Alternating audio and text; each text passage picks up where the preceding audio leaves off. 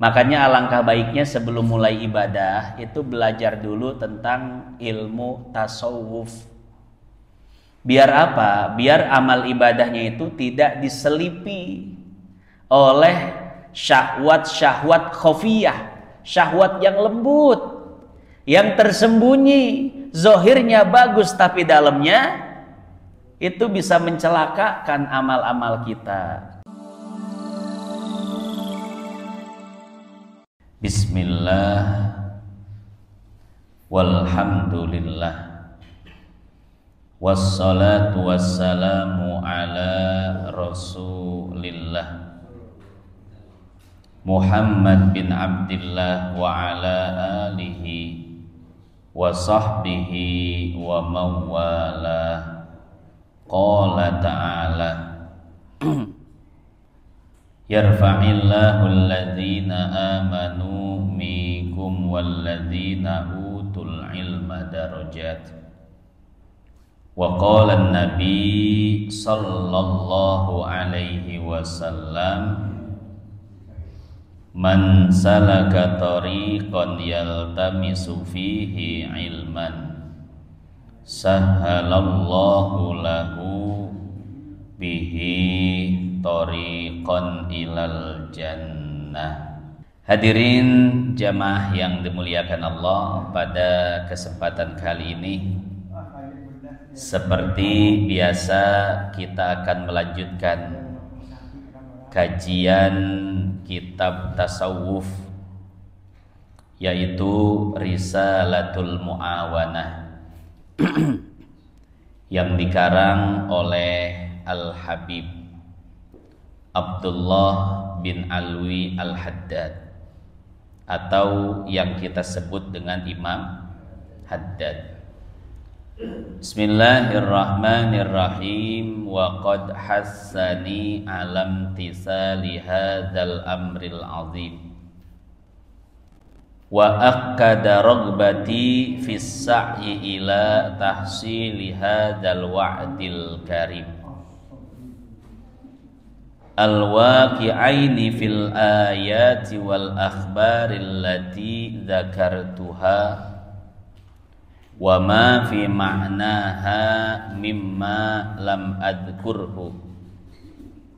Su'alu akhin minas sadati sadiqin fil iradati salikin lisabilis sa'adati iltamasa minni an aktubalahu wasiyatan yatamassaku biha fa'ajabtuhu ila dzalika raghiban fi ma taqaddama minal imtithali lil amri wal fawzi bis thawabi wa fi ma'unatillahi ta'ala, sampai akhir. Hadirin jamaah yang dimuliakan Allah, pada kesempatan sebelumnya kita telah membahas tentang motivasi Imam Haddad dalam menulis kitab ini. Motivasinya ada dua. Pertama, untuk melaksanakan perintah Allah dan Rasulnya. Yang kedua, agar mendapatkan pahala dari Allah. Jadi pada kesempatan sebelumnya Imam Haddad menjelaskan dua sebab penulisan kitab Risalatul Mu'awanah. Dan sekarang ada sebab yang ketiga. Kata beliau, sebab ketiga saya menulis kitab ini adalah permintaan dari saudara saya untuk menulis sebuah kitab yang bisa dijadikan pegangan dalam beramal. Maka jadilah kitab Risalatul Mu'awanah. Nah, kalau kita lihat susunan penulisan beliau, wa qad hassani, dan sungguh telah memberi motivasi kepada saya. Ini fa'ilnya jauh nih. Fa'ilnya itu su'alu akhin. Nah, itu fa'ilnya di baris ketiga itu ya. Su'alu akhin. Itu fa'il dari Hassani. Nah, jadi ada 3 sebab yang membuat Imam Haddad menulis kitab Risalatul Mu'awanah. Yang pertama, karena sebab menjalankan perintah Allah dan Rasulnya. Yang kedua, sebab ingin mendapatkan pahala dari Allah. Dan yang ketiga, yaitu sebab permintaan seseorang.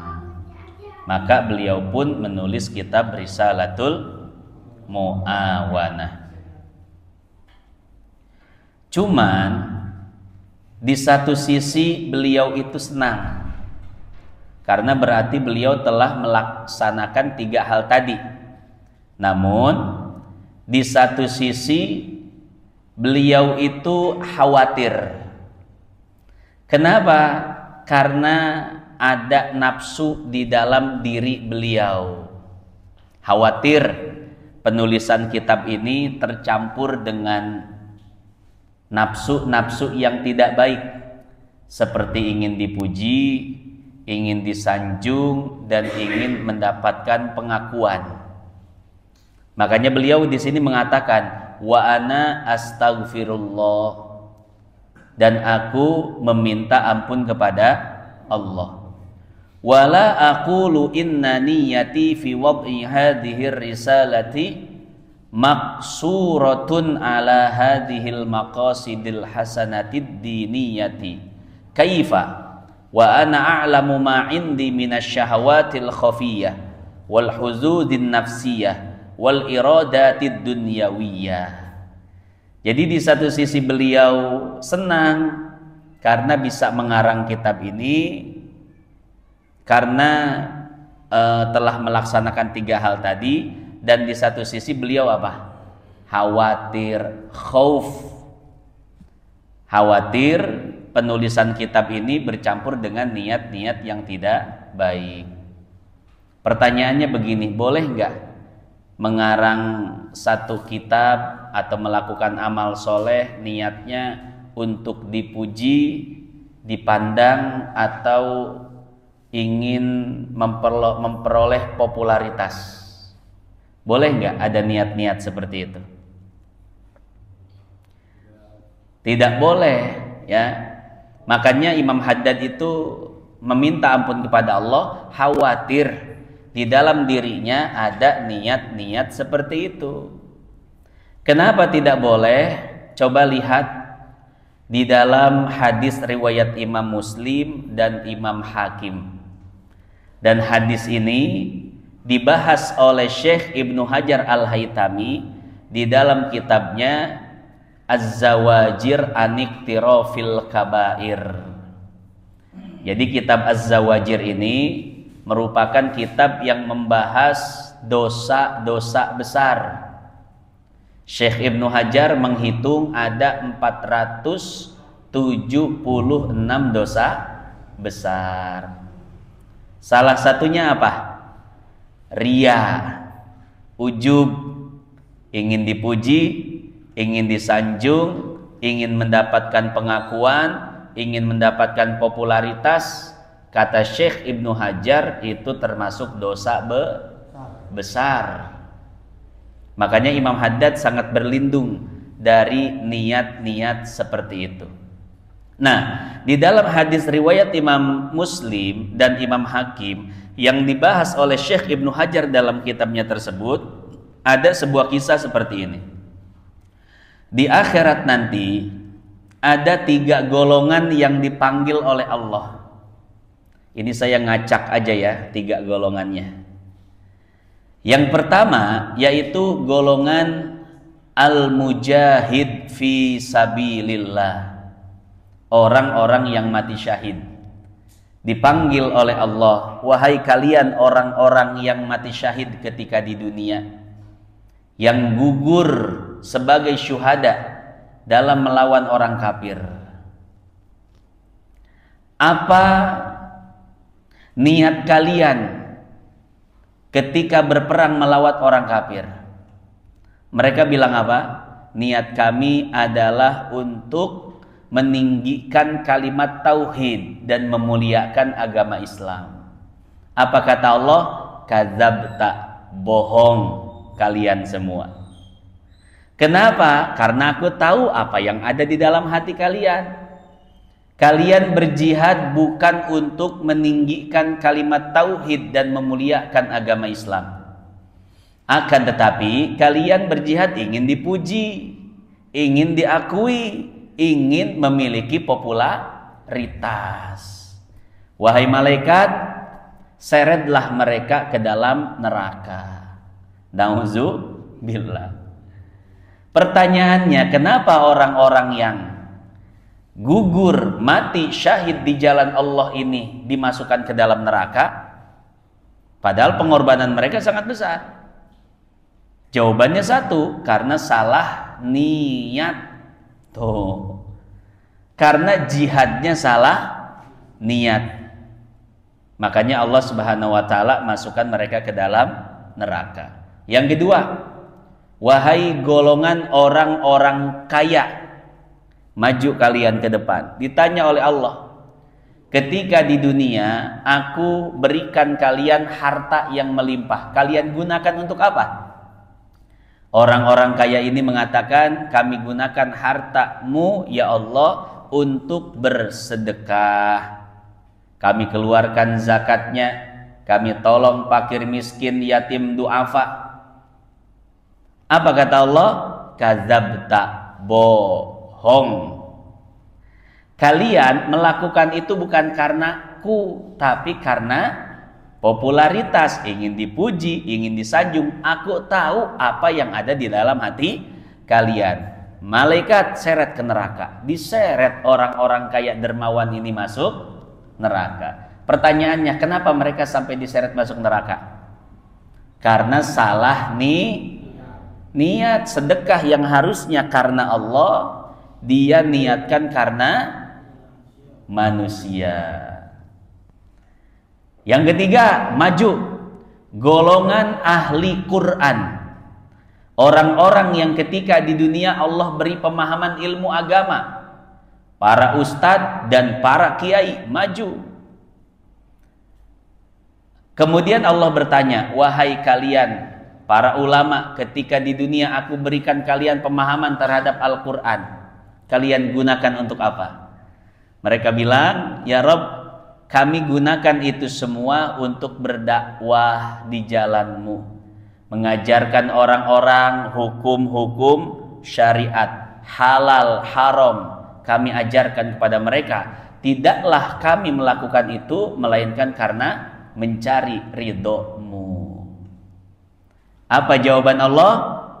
Kadzabta, bohong sia. Aingnya nu di jero hate sia. Aku tahu apa yang ada di dalam hatimu. Kalian berdakwah, berceramah semata-mata untuk popularitas. Kalian bikin maulid, kalian bikin acara-acara besar semata-mata untuk memperoleh nama besar, bukan untuk Nabi, bukan untuk Allah. Kalian maulid mengatasnamakan Nabi, ayo yang cinta Nabi nyumbang yang gede, bikin acara gede-gedean, tapi niatnya bukan karena Nabi. Aku tahu apa yang ada di dalam hatimu. Niatnya itu untuk memperbesar namamu. Ini kira-kira ngeri nggak nih? Waduh, mudah-mudahan kita nggak termasuk ini ya. Wahai malaikat, coba seret mereka, para ustadz, para kiai masuk neraka. Nauzubillah. Ngeri Pak. Makanya para ustadz, para kiai kadang nggak pede masuk surga tuh karena ada hadis ini, ya. Nggak pede masuk surga walaupun amalannya banyak, halal haramnya tahu, wajib sunnah dikerjakan, tapi ada kekhawatiran. Nah, kenapa orang-orang alim ini bisa sampai diseret masuk surga? Karena salah niat. Ceramah salah niat, ngajar salah niat, khutbah Jumat salah niat, bikin maulid gede-gedean salah niat, bikin rajaban salah niat lagi, nuzulul Quran salah niat lagi, bikin pesantren salah niat lagi, bikin sekolah salah niat lagi. Ya Allah, ini kira-kira ngeri nggak Pak? Makanya Imam Haddad itu ketika mengarang kitab ini, beliau wa ana astaghfirullah. Beliau mengatakan di satu sisi aku meminta ampun kepada Allah karena di dalam hatiku terdapat syahwat-syahwat yang tersembunyi. Dan ini yang jarang dipahami oleh orang-orang, Pak. Ya. Ternyata kadang di dalam ibadah kita itu ada syahwat-syahwat yang tersembunyi. Makanya alangkah baiknya sebelum mulai ibadah itu belajar dulu tentang ilmu tasawuf. Biar apa? Biar amal ibadahnya itu tidak diselipi oleh syahwat-syahwat khafiyah, syahwat yang lembut, yang tersembunyi, zohirnya bagus tapi dalamnya itu bisa mencelakakan amal-amal kita, ya. Makanya saya punya guru itu apiknya luar biasa, Al-Habib Abdurrahman bin Syekh Al-Attas. Beliau itu kalau ada muridnya yang bikin banner atau misalkan di bannernya itu ada yang mau berdonasi silahkan kirim ke rekening, nah, ditulis nomor rekeningnya. Beliau paling gak suka tuh, ya, paling gak suka kalau misalkan murid-muridnya itu bikin acara, kemudian bikin banner, flyer, di bawahnya ada nomor rekeningnya, kirim ke nomor rekening ini. Paling gak suka beliau. Bukannya gak boleh, ya, tapi inilah jalan ninjaku. Jadi seperti itu ya.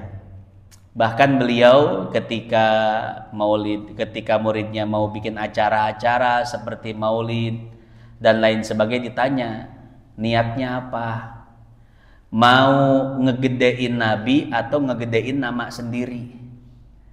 Itu kan syubhat Pak, betul nggak? Ya, ada ketidakjelasan di sana. Banyak orang yang menggunakan nama Nabi, bahkan menggunakan nama gurunya, gurunya ulama besar misalkan Habib Umar bin Hafid gurunya, ya, imamah, jenggot, jubah, ya beliau udah pantas pakai itu. Beliau Al-Hafid, hafal Quran, hafal ribuan hadis, ulama. Cuman kadang muridnya make nama beliau, gitu ya, untuk mendongkrak popularitasnya. Mendongkrak popularitas bahasa TikToknya, iya. Pansos ya? Iya, panjat sosial. Jadi pansos di dunia dakwah juga ada Pak, jangan dikira nggak ada. Ya, di belakang tinggal dipajang foto-foto ulama besar, foto Habib Umar, foto Habib Rizik, foto Habib Salim, ulama besar. Terus foto kita nebeng di depannya. Pansos itu ya, pansos. Ya, ya boleh secara hukum. Cuman kan kita lagi bahas apa? Lagi bahas tasawuf. Kekhawatiran ada syahwat khafiyah. Ada syahwat yang menyelip di dalam kolbu kita, ya. Makanya saya punya guru Al-Habib Abdurrahman bin Syekh Al-Attas mengatakan mending bikin maulid kecil-kecilan aja. Gak usah ngundang banyak orang, gede-gedean, tapi niatnya belum diluruskan. Nah gitu. Jadi beliau itu lebih cenderung ke masalah batiniah ya, daripada sekedar ritual-ritual seremonial. Beliau enggak suka seperti itu. Maka hadirin jamaah yang dimuliakan Allah, inilah yang ditakuti oleh Imam Haddad. Syahwat khafiyah itu yang ditakuti. Mungkin kalau syahwat-syahwat jaliyah, syahwat yang nampak, itu semua orang tahu itu salah. Seperti mabuk, zina, judi, itu kan syahwat jaliyah, syahwat yang nampak.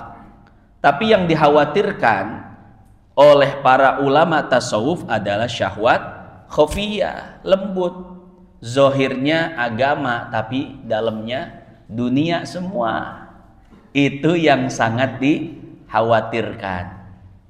Bahkan Syekh Ibnu Hajar di dalam kitabnya itu Az-Zawajir an Iqtirafil Kabair, beliau mengatakan bahwa menggunakan nama besar untuk mendapatkan keuntungan dunia itu termasuk riya, Pak. Misalkan ya, saya beli nasi goreng, saya bilang sama tukang, saya nyuruh Walim misalkan, Lim, belikan saya sangu goreng. Bejakeun ka tukang nasi gorengna, eta nasi goreng keur Ustad Epul. Ya, keur Ustad Dr. C, asik. Ya. Gacor itu ya, Ustad gacor itu. Wah. Mang nasi goreng, saya beli nasi goreng, tapi buat Ustad nih, ya. Tujuannya apa? Kalau nggak digratisin, ditambah kue tiaw, tambah mie goreng. Menggunakan nama besar untuk mendapatkan apa? Ya, keuntungan duniawi, menggunakan keustadan, kekiaian dan lain sebagainya. Itu termasuk riya. Dosa besar itu kalau kata Syekh Ibnu Hajar, ya. Riz, pang serviskeun mobil saya. Bejakeun ka tukang bengkelna, mobil Ustad. Dengan harapan apa? Kalau nggak digratisin, dimurahin. Atau pergi bawa mobil satu, pulang bawa mobil dua. Enak amat. Ya. Jadi kata Syekh Ibnu Hajar, jangan sekali-kali membawa gelar agama untuk memperoleh kesenangan-kesenangan atau keuntungan-keuntungan dunia. Ya. Nah, itu kan syahwat apa namanya? Khafiyah loh. Syahwat yang sangat tersembunyi, ya kan? Nah, maka orang-orang yang belajar tasawuf akan mempelajari syahwat-syahwat khafiyah tersebut, ya. Kadang ada yang nanya sama saya, Pak Ustadz kenapa nggak pakai imamah? Iya ya. Wah.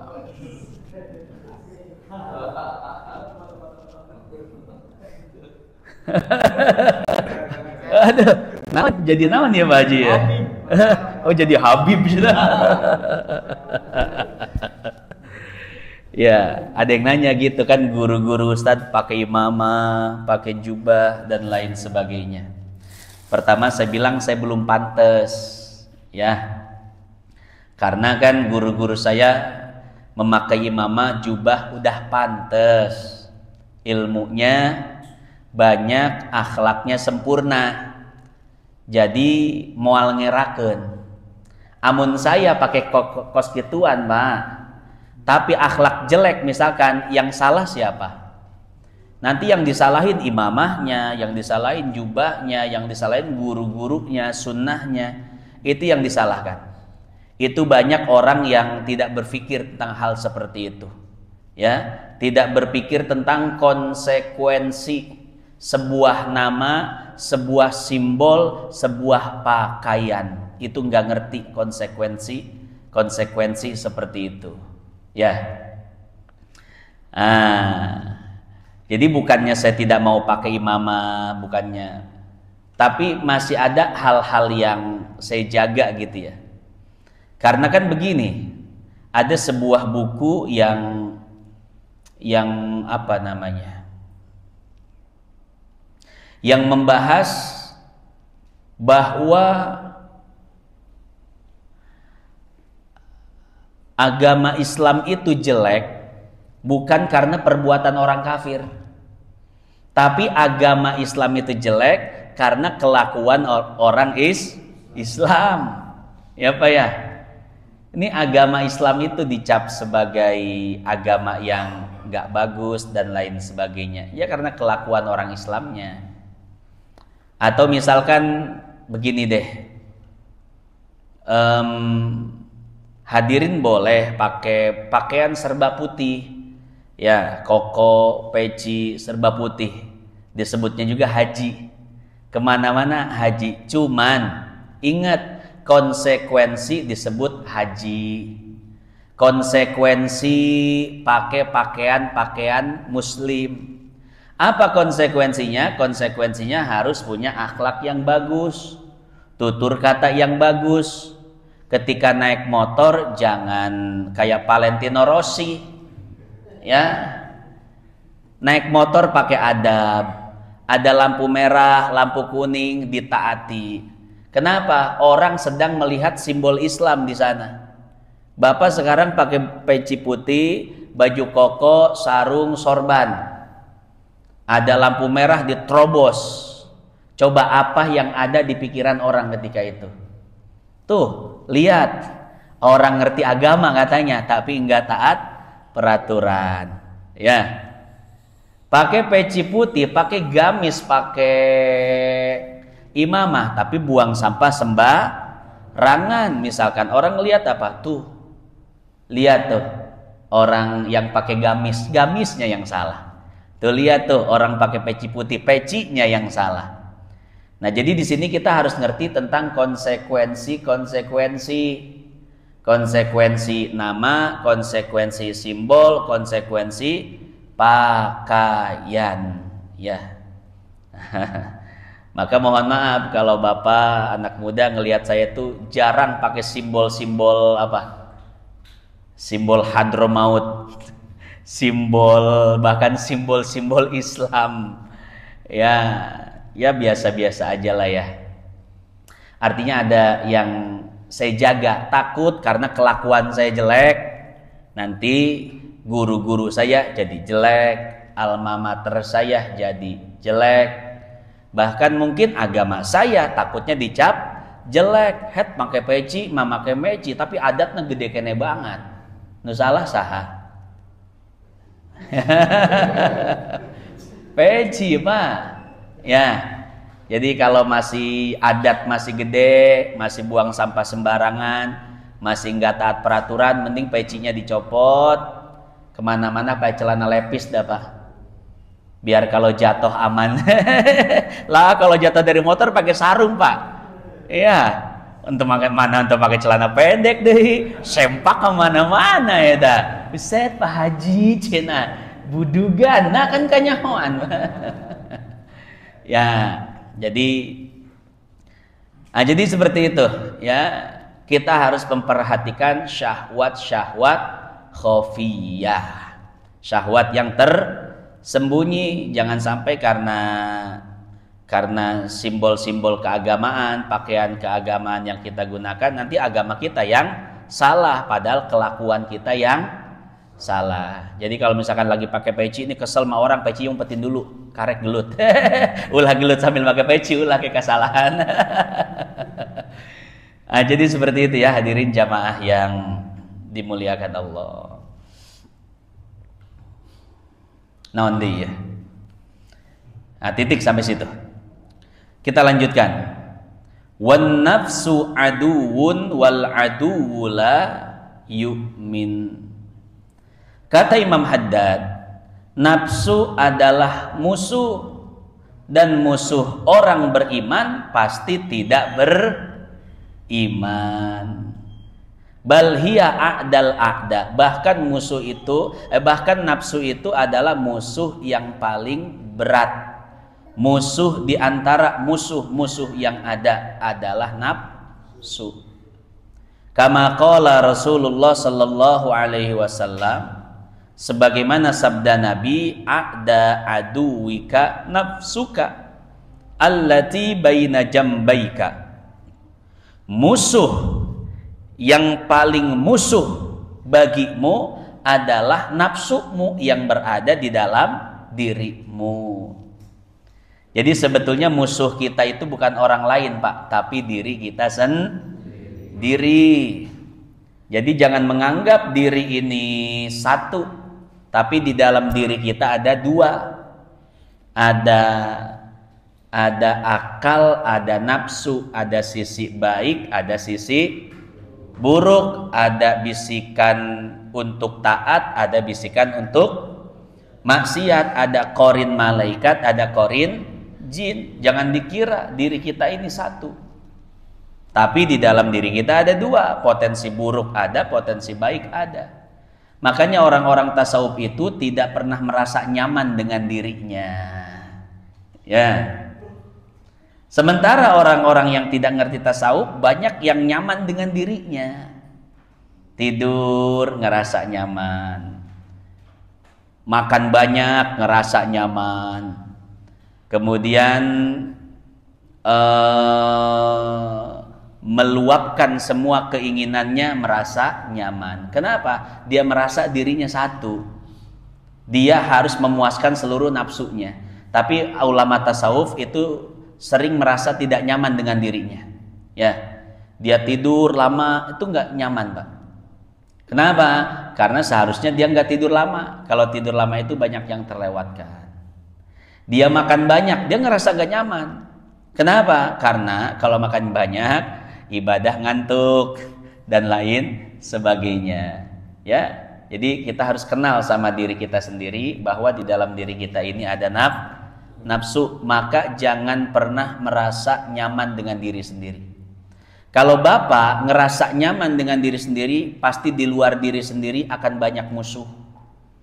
Kenapa? Karena yang dicari kenyamanan diri sendiri.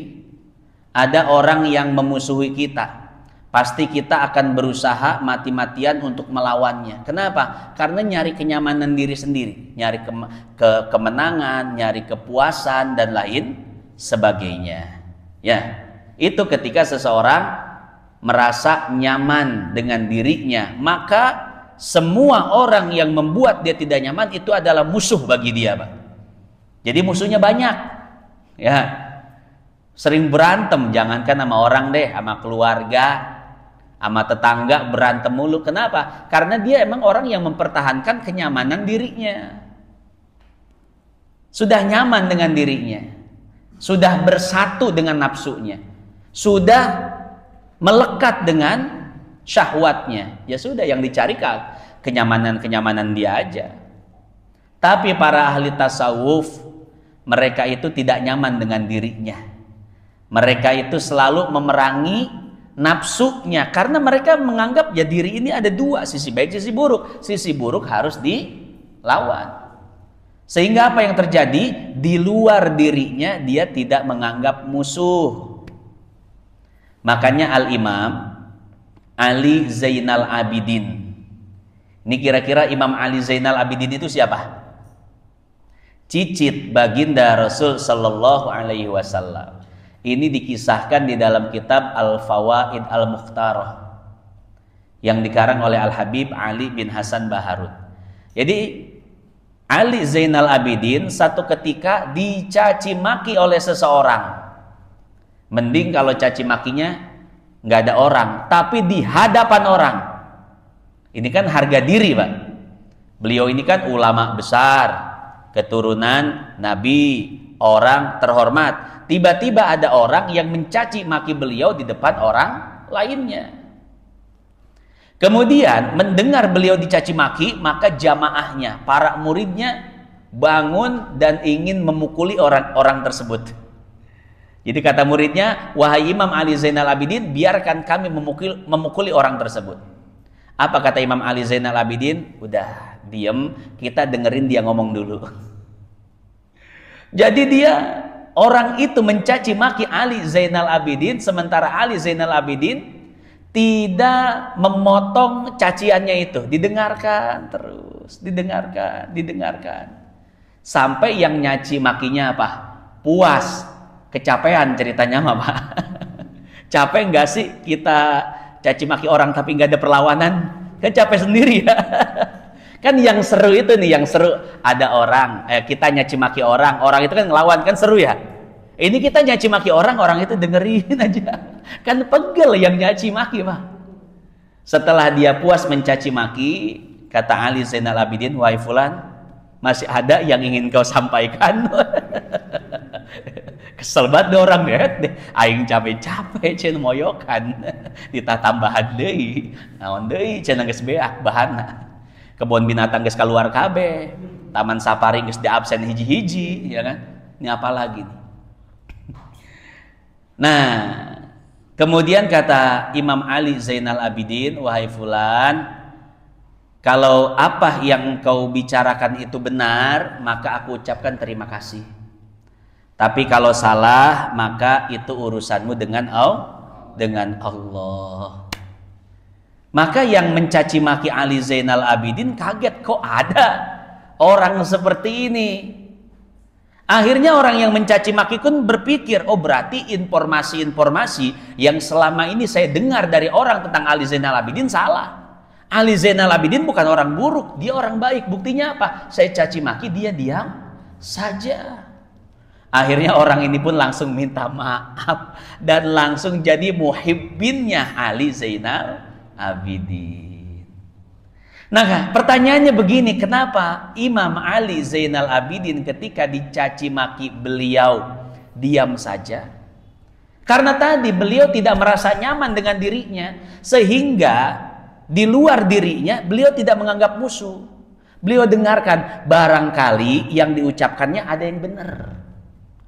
Barangkali Allah ingin menyampaikan kebenaran lewat orang itu. Makanya Ali Zainal Abidin sampai mendengarkan, kira-kira ada yang benar gak nih? Untuk perbaikan terhadap diri saya, untuk perbaikan terhadap akhlak saya. Ini kira-kira kita bisa nggak begitu? Berat, ini kelas berat Pak Haji, kelas berat. Ini kalau MotoGP ini kelas berapa cc ini? Ya, bayangkan Pak, ada orang mencaci maki Imam Ali Zainal Abidin, tapi yang dipikirkan Ali Zainal Abidin ketika itu apa? Barangkali ada yang benar dari yang keluar dari mulut dia. Barangkali Allah ingin menyampaikan kekurangan-kekuranganku lewat mulut dia. Aku ingin dengar, aku ingin tahu, aku ingin pelajari sehingga aku bisa mengamalkannya. Masya Allah. Kan tasawufnya berarti tinggi betul Pak, luar biasa ya. Jadi seperti itu Pak, karena tadi tidak merasa nyaman dengan dirinya. Jadi orang ahli tasawuf ini ingin selalu memerangi diri, ingin selalu memerangi nafsu. Maka di luar dirinya dianggap sahabat, teman yang akan membantunya untuk mengalahkan nafsunya. Sampai sini paham ya? Maka jangan pernah merasa nyaman sama diri sendiri, apalagi kepedean. Oh jangan deh. Kan sebab-sebab konflik, sebab ribut, sebab apalagi musuhan, itu karena orang mempertahankan kenyamanan dirinya sendiri. Betul nggak? Itu. Jadi ketika kenyamanan terusik, berarti dia nganggap orang lain di luar dirinya musuh.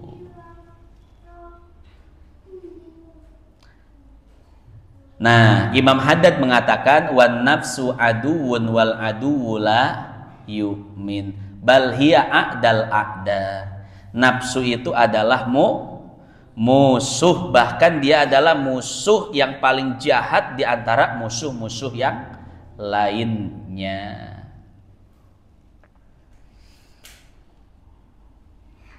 Di dalam kitab Al-Fawaid Al-Mukhtarah, sama dengan kitab yang tadi, ada kisah orang kafir tapi kasyaf. Tahu kasyaf kan ya?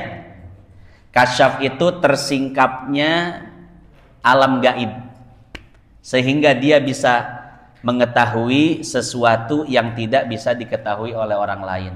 Dalam surat Jin, alimul ghaibi fala yudhiru ala ghaibihi ahada illa man irtada mir rasul fa innahu yasluku min baini yadayhi wa min khalfihi. Jadi tidak ada yang tahu perkara gaib kecuali Allah dan orang-orang yang diberitahu oleh Allah. Di dalam tafsir Mafatihul Ghaib karangan Imam Razi, Yang dimaksud orang yang diridhoi oleh Allah adalah para nabi, para rasul, para wali. Makanya para wali itu terkadang kasyaf, tersingkap alam gaib. Jadi dia bisa mengetahui apa yang akan datang, apa yang tersembunyi di dalam kolbu seseorang, apa yang telah dilakukan oleh seseorang beberapa hari ke belakang atau beberapa tahun yang lalu, tahu semua. Kata Nabi, ittaqu firasatal mu'min fa innahu yara binurillah. Berhati-hatilah terhadap firasat orang mukmin karena sesungguhnya dia melihat dengan cahaya Allah. Saya punya istri kasyaf loh Pak. Buktinya saya naruh duit di mana aja dia tahu. Nah, beda itu mah kasyafnya. Ya kayaknya istri bapak semua kasyaf semua ya, sama ya sama istri saya. Ya, kasyaf Pak. Nah, jadi kasyaf itu biasanya dimiliki oleh orang-orang tapi di dalam kitab itu ada kisah orang kafir kasyaf. Setiap orang yang datang tahu dia, oh kamu punya masalah ini, ya, kamu pernah begini, kamu dulu begini, kamu nanti di masa depan akan begini, akan. Akhirnya apa? Jadi fitnah ketika itu. Sehingga orang-orang muslim ragu dengan keimanannya. Lagu ini itu orang kafir kasyaf. Lain kiai doang iyo, lain habib doang iyo. Lah orang kafir kasyaf eta. Akhirnya jadi fitnah. Banyak orang yang imannya itu jadi terombang-ambing saat itu. Maka ada seorang ulama yang ingin membunuh orang kafir tersebut. Waduh, iya kafir kudu dipaehan. Si ulama ambil pisau dari rumahnya, mendatangi rumah si orang kafir tersebut. Baru ketok-ketok, tok, fulan, buka pintunya.